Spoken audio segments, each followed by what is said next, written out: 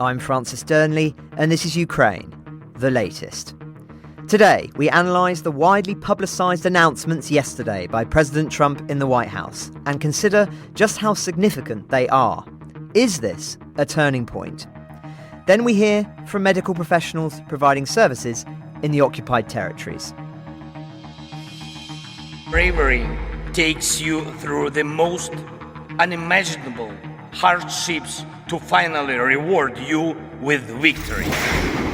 Russia does not want peace. Mit unserer Hilfe für die Ukraine auch unsere Freiheit und unsere europäischen Werte. If I'm president, I will have that war settled in one day, 24 hours. We are with you, not just today or tomorrow, but for 100 years. Nous ne pouvons pas, comme Européens, laisser gagner la Russie en Ukraine. Nobody's going to break us.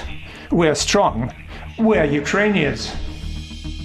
It's Tuesday, the 15th of July, 3 years and 143 days since the full-scale invasion began. And today, I'm joined by our Associate Editor of Defence, Dominic Nicholls, and later, Robert Hickin of the charity GP Now. But first, the details of and our reaction to the announcements made by President Trump yesterday.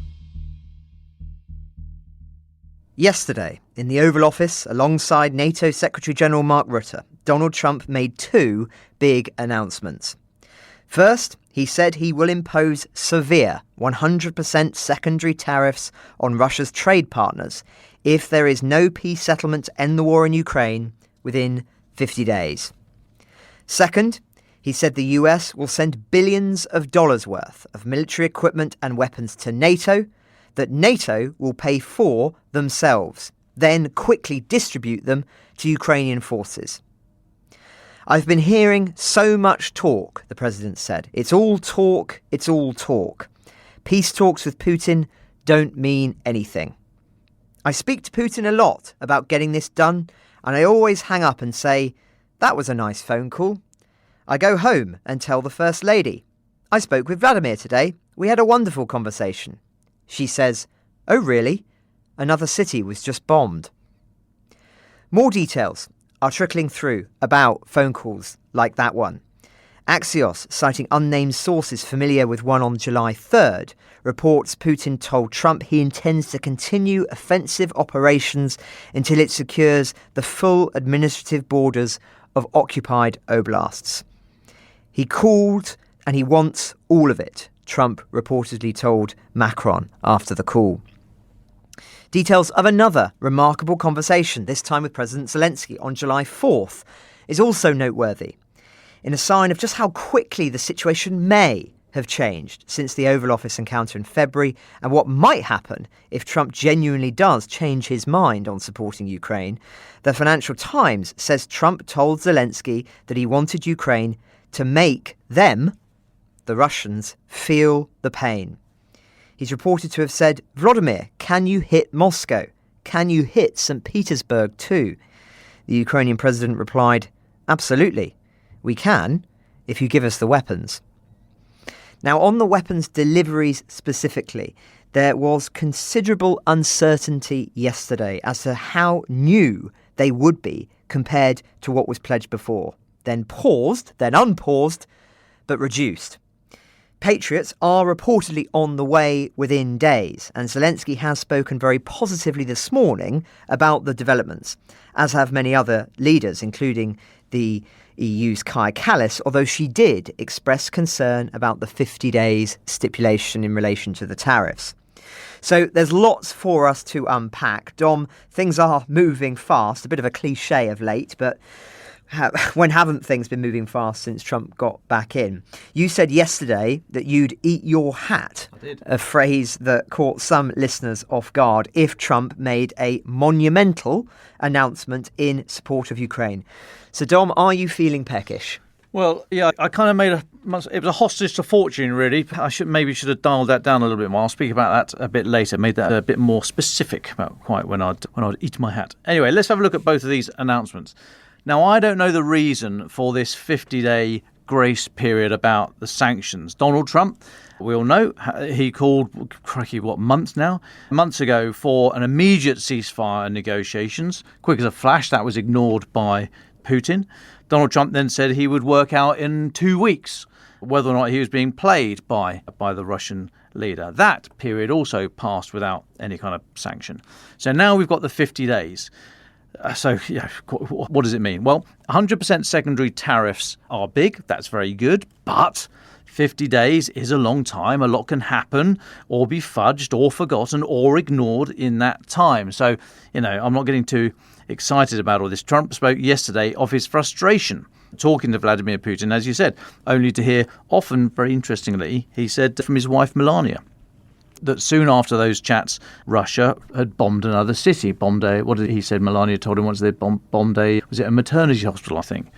So I don't know why there's now a 50-day grace period, or to characterise it another way, I don't know why Trump has decided to protect Russia from what he said would be very severe tariffs for another 50 days.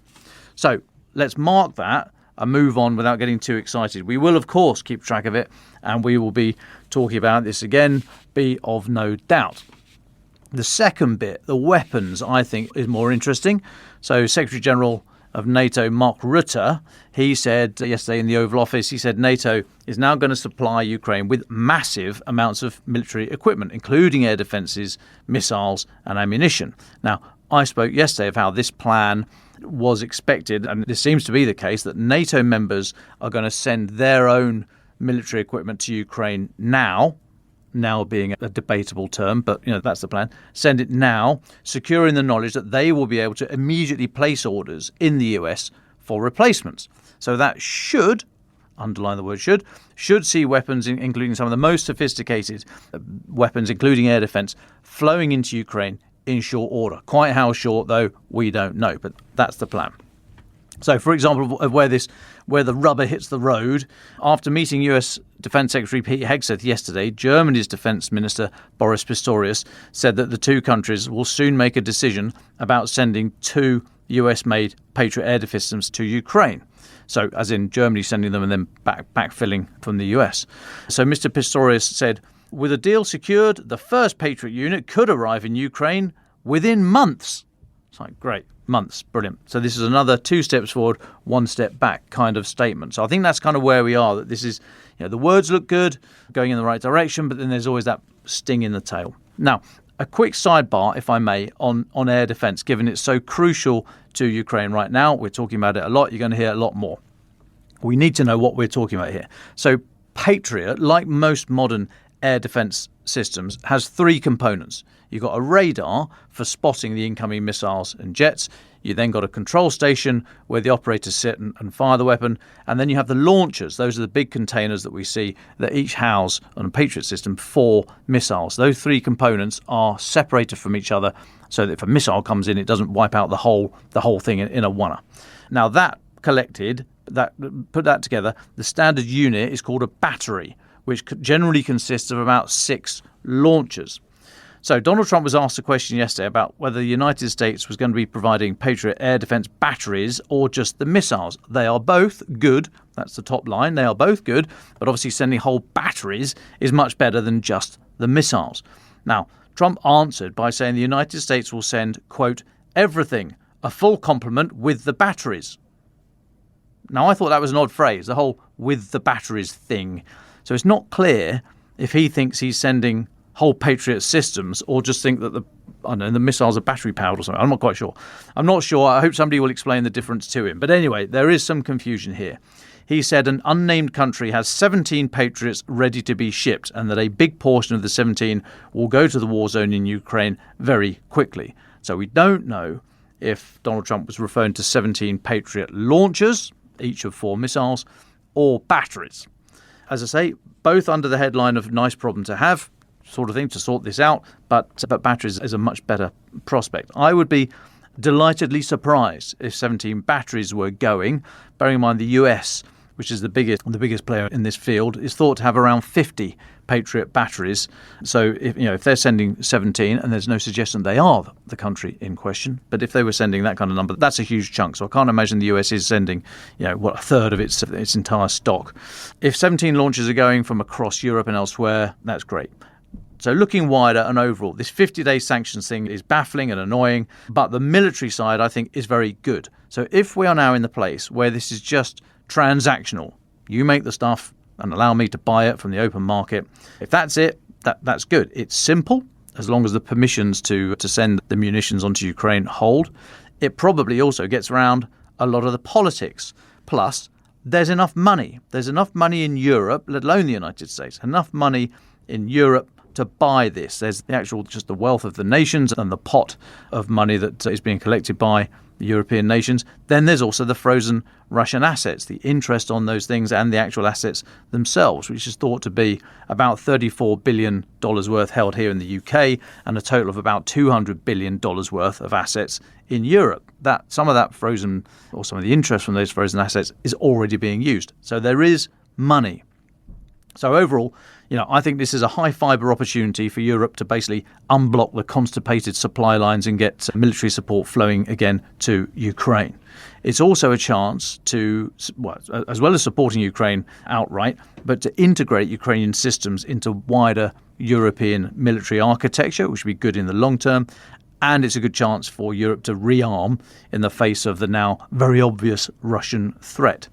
So, if this is just business, and I'm not sure why, if so, it couldn't have happened last week. But anyway, if it is just business, I'm happy, okay? And as for any hat eating, well, I said yesterday that I will wait not to see deals being talked about or actually being done, or even for the stuff to be moved into Ukraine. I will believe this is happening and it is good and enough and enduring and resilient when I see Russian assets exploding inside Ukraine and inside Russia. Well, thanks, Tom. So, folks, the Panama hat is safe for now. Just my thoughts on this. I agree that the 100% tariffs is less significant than the shift, and it is a shift, that NATO countries will be permitted to purchase weapons from the US and then send them on to Ukraine. As you'll know at home, one of the major fears was that Trump, in his misguided attempt to enforce a ceasefire by depriving Ukraine of weapons, would refuse this, including the permitting of vital software patches and replacement parts. That latter being a subject I don't think is spoken about in the press more widely enough. Now, in essence, the sheriff isn't riding to the rescue, but he's willing to sell the bullets. That is far from the worst outcome, which may have seen Trump withdraw all support. Rutte's strategy, for many as a consequence of the last 24 hours, has paid off. Although, again, there are others who believe that given Trump's changeable nature, until Europe is itself capable of fulfilling Ukraine's needs through rearmament, Putin will not feel compelled to come to the negotiating table because he will believe that he will be able to talk Trump out of doing certain things long term. On the tariffs specifically, given how many Trump has announced on all myriad of countries in recent months and then pulled back on, I think we're not being unduly pessimistic to treat them with suspicion. They are also considerably lower than those proposed in the Graham-Blumenthal bill in Congress that calls for 500% secondary tariffs. Now, it's for that reason that the Russian stock market grew by 2.7% after the announcements yesterday, according to the Moscow Stock Exchange. Now, that is because Trump performed below market expectations. That's what an analyst told Reuters. He gave 50 days during which the Russian leadership can come up with something and extend the negotiation track. Trump likes to postpone and extend such deadlines.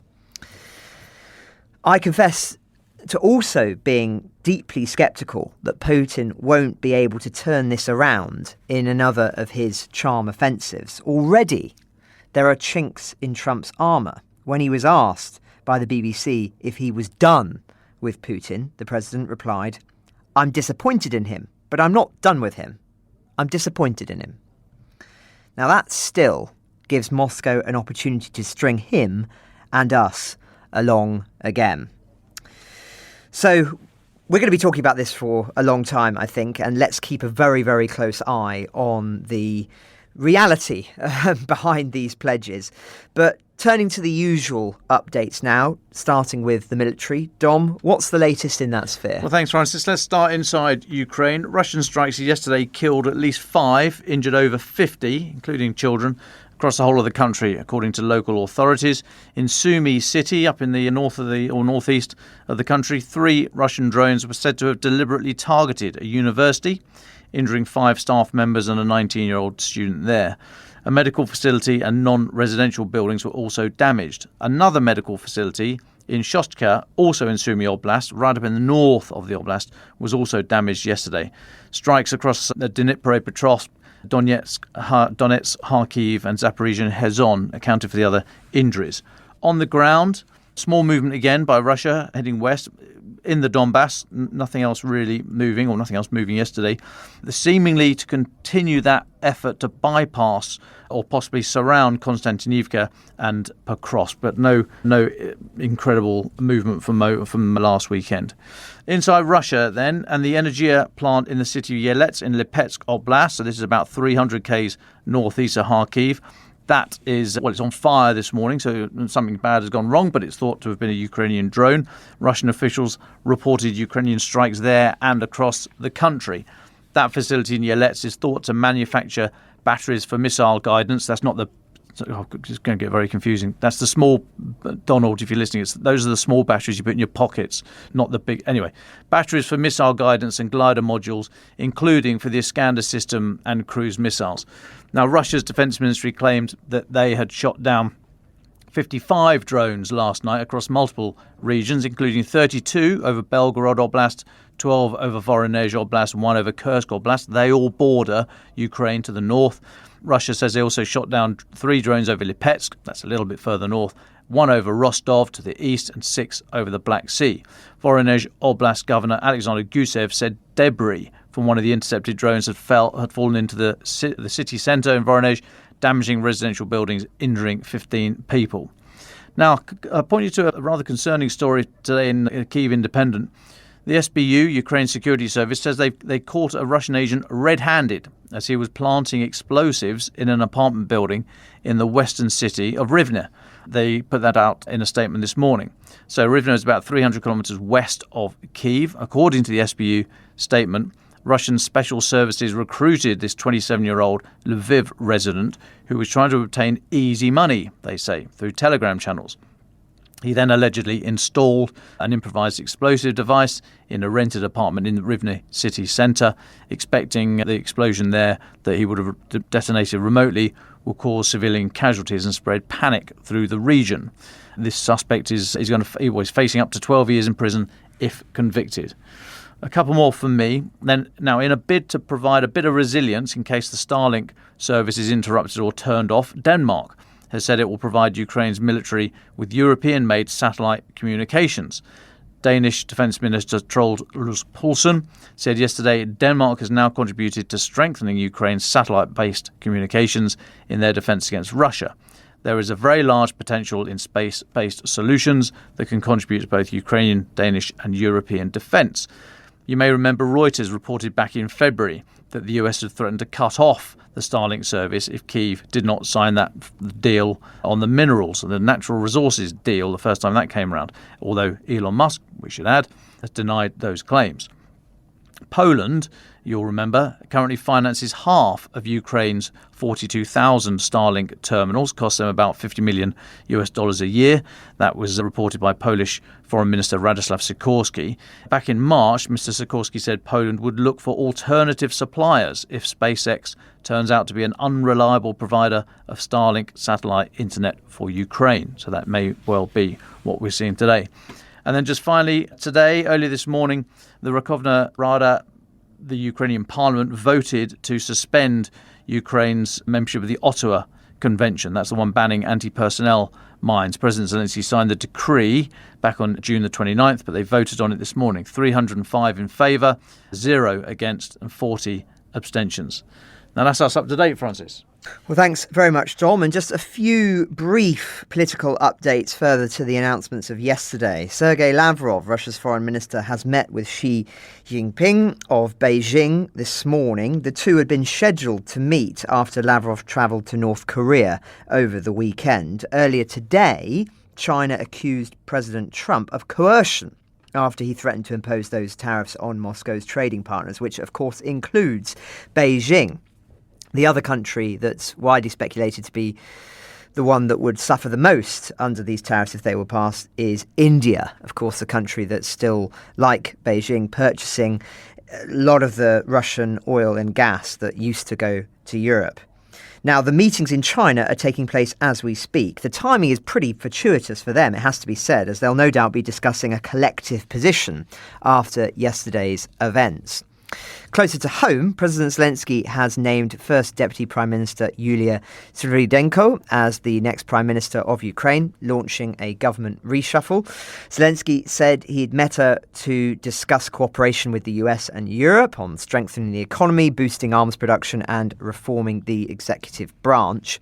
Because of Ukraine's constitution, Parliament appoints the government, so there is still a process to follow. Prime Minister Denis Schmeichel must formally submit his resignation to Parliament, which is then obligated to vote on the issue. If the Parliament supports his resignation, the government resigns and lawmakers have 30 days to choose the next Prime Minister. The Parliament's next session is to begin this week, with the party controlling the majority of the seats, at least 231 out of 450, so it's expected that the President's decision will be enacted swiftly. Now, Sviridenko said she would soon present the list of proposed ministers. She was the candidate widely speculated to get the position, and we'll do some more deep dives on her again soon. In other news, we're still awaiting Slovak approval for the 18th EU sanctions package against Russia.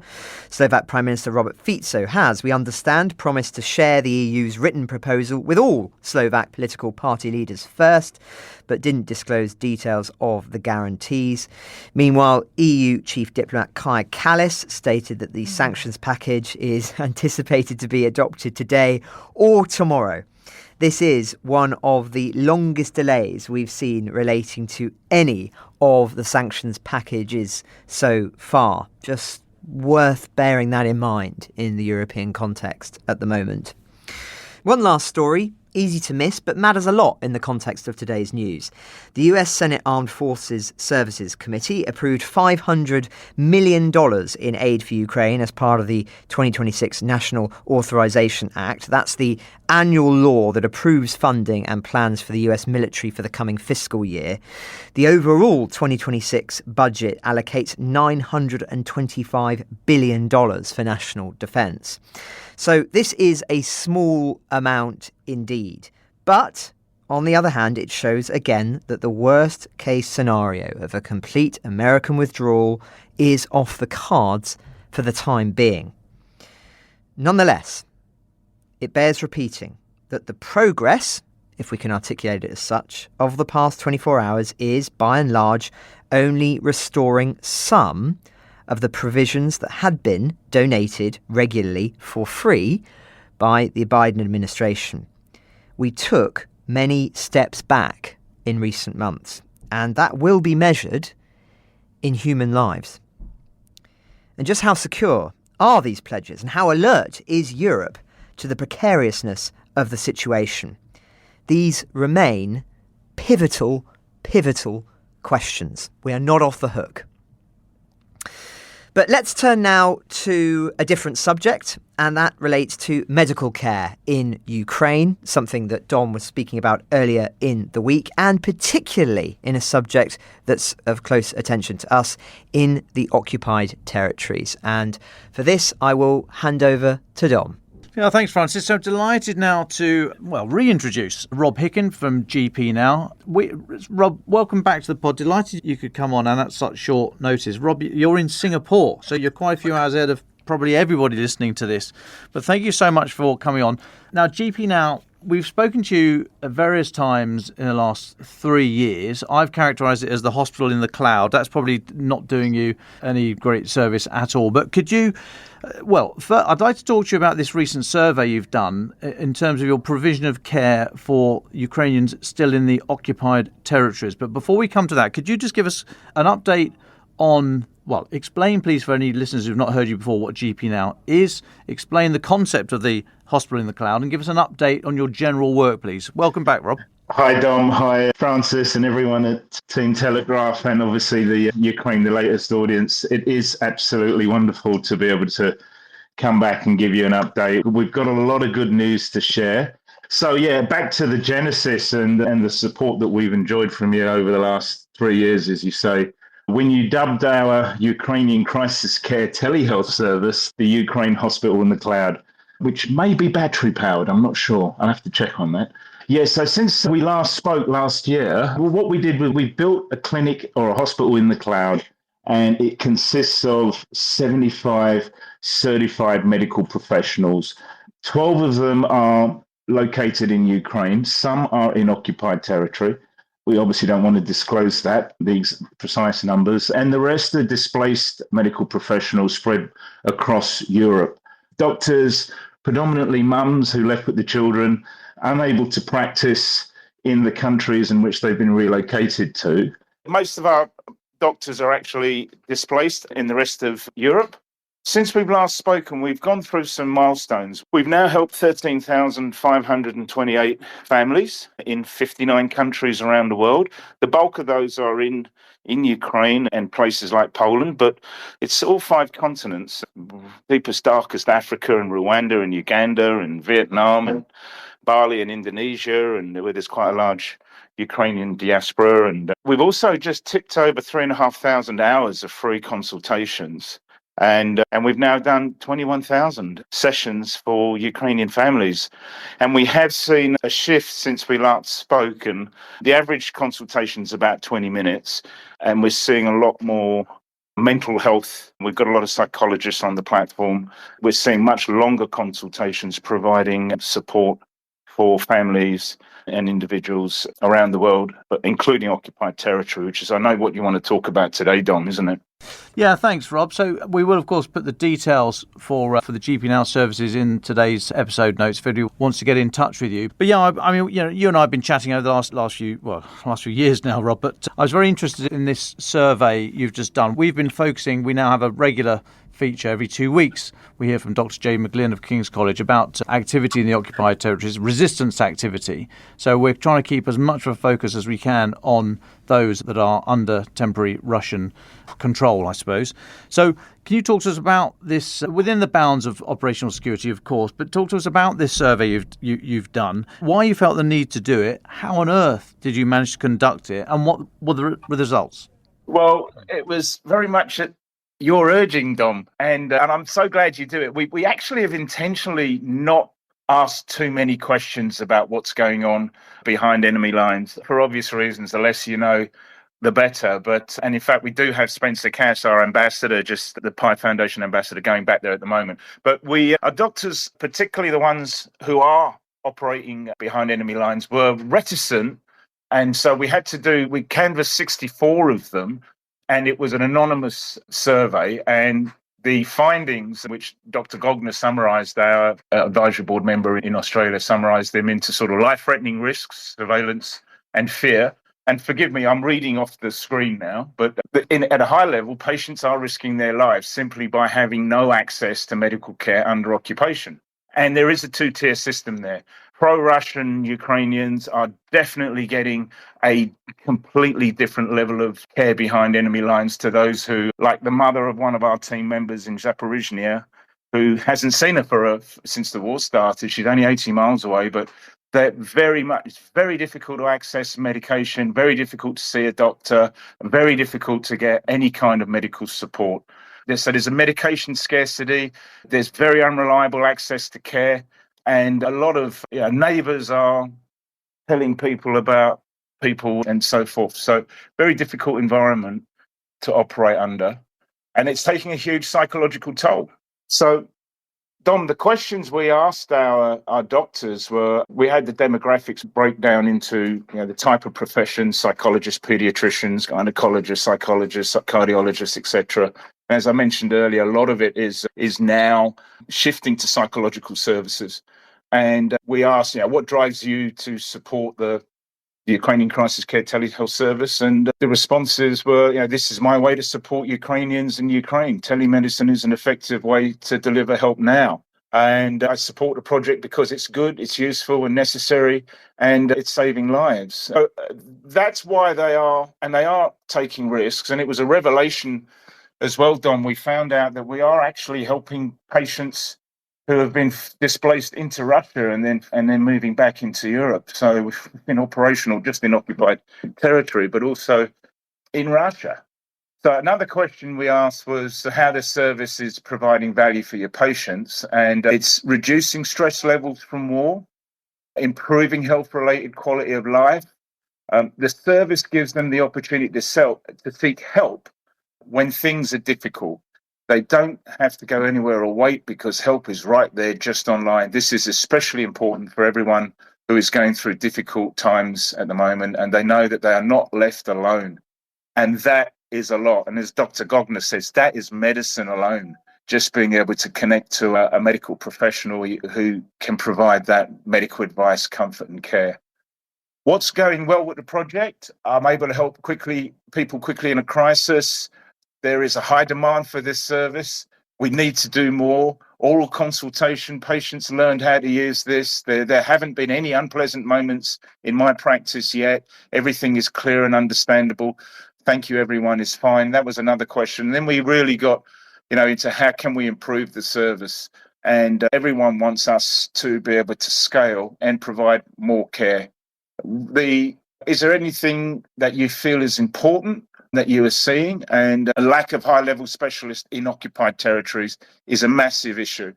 The state of the medicine in occupied territories is generally very sad, quote. There are no doctors, people have no money, and there's no medicine. And they've suggested we make the registration process a little bit easier. There are no risks except for the availability of examinations, but their lives are in danger by using the service. And I'm really skimming a lot here, Dom, but the final question was just is there anything else? And it was thank you very much about that. So, for delivering this. So in summary, thanks to you nudging us, we found out a lot more about what's going on behind enemy lines. And for the whole team, it's deeply moving that individually the doctors are doing their thing and collectively we are making a difference. And we believe we're the only service actually operating inside enemy lines at the moment. So that's a very high level, very quick summary, my friend. Is that okay? No, that's great, Rob. Thanks. I mean, there's so much going on at the moment. I'm sorry it's so short, but we will include links to your site so people can go and have a look if they want. A couple more for me, just briefly. Firstly, what do you need right now in terms of keeping this going? Because you were originally, the tech was you were worried that the technology was not going to be able to endure. You seem to have got over that hump. But is it medics that you're now after, or what will see your service continue best of all? And also, I mentioned it the other day on the pod, I've heard from some people that there's a real shortage of blood plasma at the moment across Ukraine. Absolutely. Can you tell us about that? Yeah, we got approached by, can we help with blood plasma? Unfortunately, that's outside of the capability of a hospital in the cloud to actually, we can help with 3 out of 4 consultations. The 4th one, hands-on, anything physical like that, we just can't, we don't have the ability to support that. And it is an issue. And plasma is in big shortage, not just behind enemy lines, but as you rightly point out, across the whole of the country.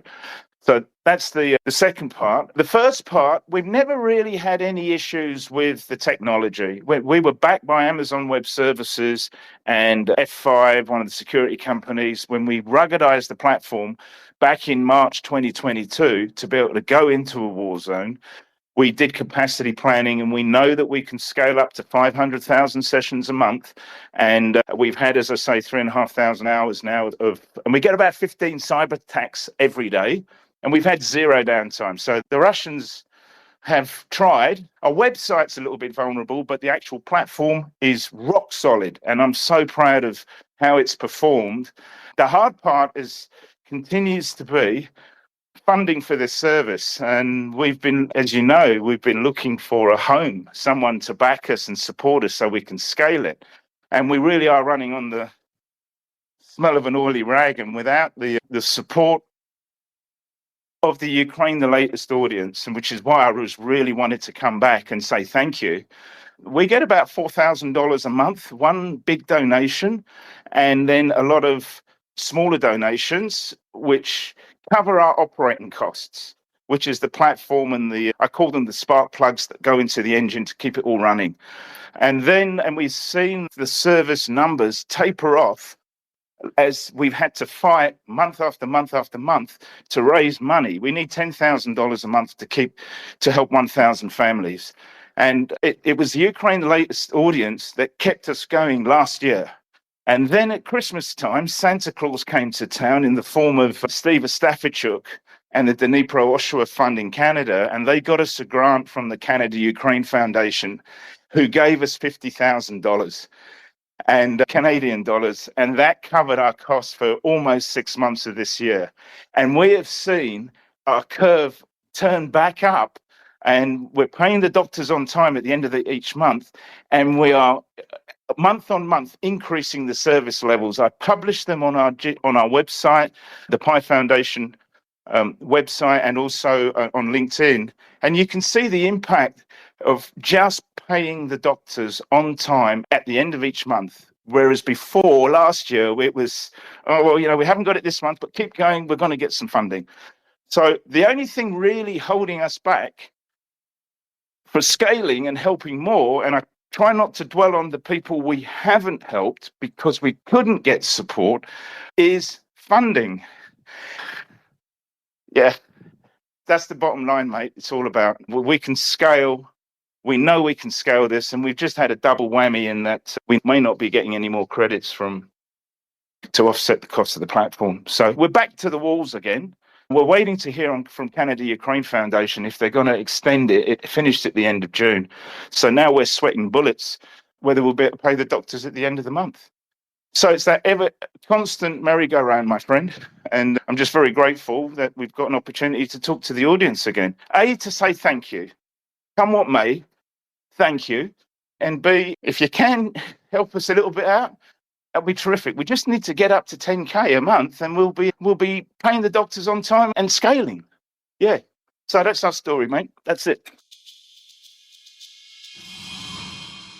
Well, a compelling pitch, Robert. Thank you very much for your time and for those insights on the services you're providing in the occupied territories, which, as Dom said, is a major focus for us at the moment. Let's go to our final thoughts now. Robert, you'll have the final word. Just a very brief one from me. Thanks to everybody who's reached out in Wiesbaden and Frankfurt, where I'm off to later this week for the Land Euro conference. I'll be recording lots of bigwigs there and moderating a panel, but also I'm hoping to speak to people who were involved in the joint operations program where the US, Britain and Ukraine had a base in Wiesbaden and were planning military operations, as I say. So I'm very much looking forward to speaking to some people about that on and off the record. And of course, I will be relaying that on the podcast in due course. So that's what I'm up to over the next few days. But Dom, where do you like to leave listeners? Well, I will also be dabbling with, well, not Wiesbaden, but I'm going to be dabbling with Weissbier, Francis, because I'm off for a couple of weeks, folks. I'm off from a holes. I'm going off grid and on griddle, hopefully with a bit of flatbread and some nice dips.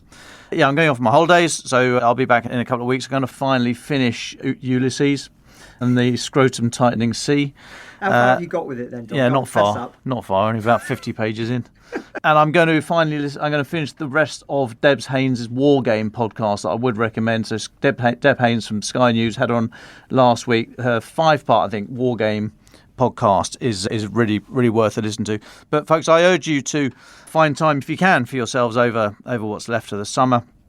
You know, you've got to try and carve out some time. We're going to get through this. This war is not going anywhere anytime soon, but then neither are we. So, we're going to be with you every step of the way. I will be, even though I won't be on the pod, I'm going to be writing or contributing to the newsletter. So if you haven't signed up, please do sign up for our newsletter. And I'll still be scribbling in there, but it'll mostly be sort of nonsense about French beer and stuff. But I will see you in a couple of weeks. Thanks, folks. Yeah, thanks very much, Dom. And I should say that whilst Dom's away, I'll be in the chair next week. And we've got some dispatches from our trip to Odessa. So you'll still hear Dom, even if he's not on the pod live. So, some really great content from that trip still to come up. But Robert, as our guest today, where would you like to leave listeners? Look, just again, apologies for the emotional outburst there, but I just really want to say thank you. If anyone would like to help us, it costs us $10 to provide one free consultation. Just visit the Pi Foundation website. It's a US 501c3. We're www.pii-foundation.org.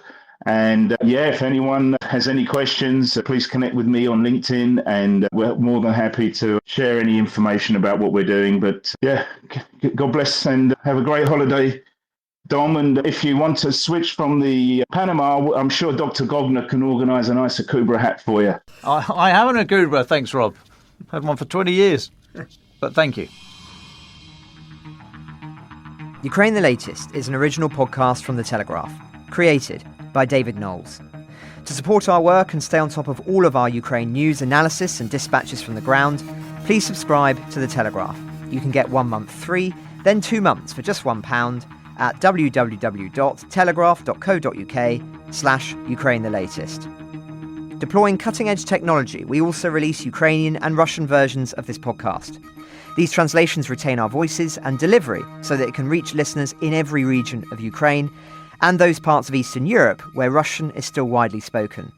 Links to those can be found in the podcast description to this episode. You can also now sign up to the new Ukraine the Latest weekly newsletter. Each week, Dom, Nicholls and I answer your questions, provide recommended reading, and give exclusive analysis and behind-the-scenes insights, plus maps of the front lines and diagrams of weapons to complement our daily reporting. It's free for everyone, including non-subscribers. You can find the link to sign up in the descriptions for this episode. We regularly have a Ukraine Live blog on our website, where you can follow updates as they come in throughout the day, including insights from regular contributors to this podcast. We also do the same for other breaking international stories. If you appreciate our work, please consider following Ukraine the Latest on your preferred podcast app, and leave us a review, as it really helps others find the show. Please also share it with those who may not be aware we exist.